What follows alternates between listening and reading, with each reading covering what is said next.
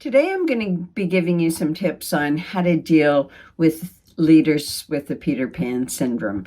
Whether you're a leader yourself and you understand that you are having challenges with the growth of your business or with employees leaving, or that your style, your laissez-faire style and your engagement with people on that more fun peer level just isn't working for the growth of the business.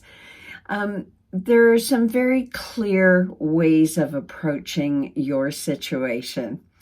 So we love that term Peter Pan because it engenders in us this idea of that little boy who really never wanted to grow up. Hey, why leave behind anything that's pleasurable if it's working for you?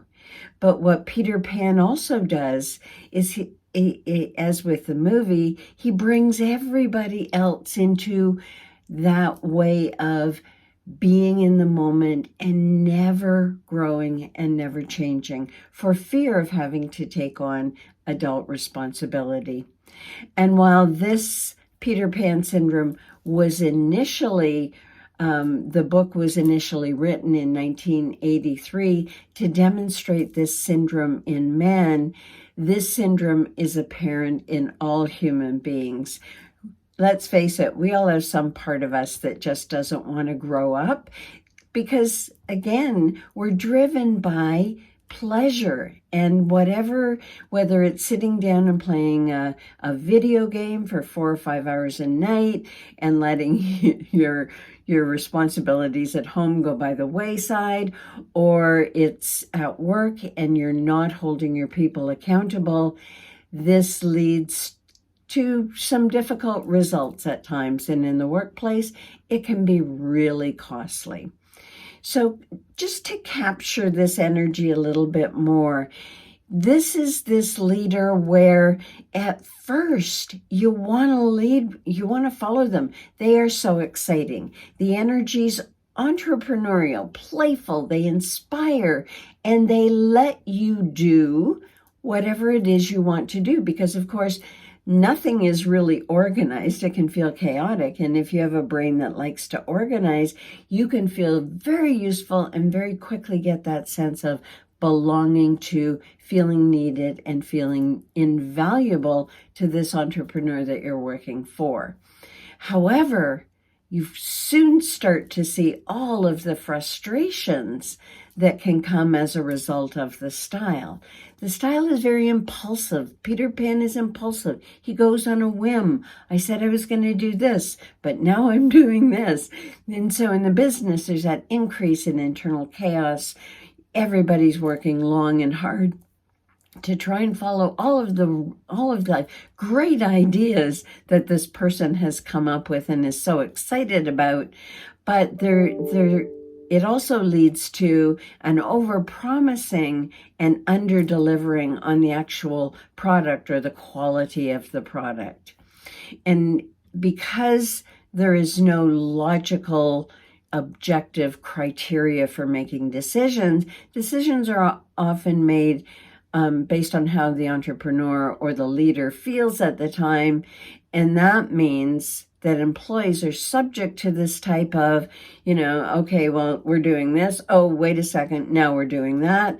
And it creates instability and anxiety in people. And over time, they really can't tolerate it anymore. They can't stay with it because they don't feel like they're going anywhere, especially for those brain styles, those striving styles that are more linear in nature.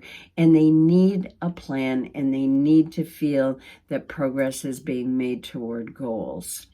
So what do you do about it? If you're waking up to the fact that you are caught in the Peter Pan syndrome, and if you're an entrepreneur, for example, and you find yourself, having just gone through another decline in business because you didn't anticipate the market and you didn't get better minds around you telling you what to do, and if you did, you didn't follow them.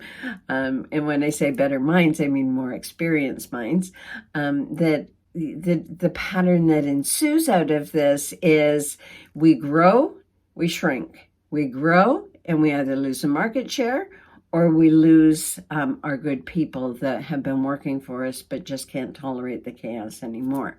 So become aware of that. Become aware of what you're losing and what can be changed in your organization very simply by putting in some systems and structure and, of course, adhering to it. One of the hallmarks of Peter Pan is that nothing is his fault, he's not to blame for anything. He just moves on from all of the problems. And that a Peter Panner has to recognize that the way they lead and behave is causing the issues, and in particular that quick fix. So they need to stop with just throwing a Band-Aid on an issue or putting an employee off when they're again bringing something to your attention. Stop going for the quick fix and slow down. Slow it down so that you can take enough time to really get to what the issue is. So be prepared for that. That's not going to feel great for you because you have to start learning to manage your impulses. And finally, learn and realize that this business is not going to grow without attention to it. That means that you're going to have to prioritize the needs of the business over what you feel like doing. This is how we grow. We don't have to like it, but if the business demands systems and structure to get it to the next level, if employees need to be nurtured and brought along so that you have the right resources to support and align with your goals, it must be done. Saying goodbye to the Peter Pan syndrome doesn't mean that you can't make work fun. It simply means that you have to bring fun within the context of the boundaries and the systems, and to ensure alignment of all behavior in your organization behind objectives. So until next time, enjoy playing with the Peter Pan syndrome and power past it. Bye for now.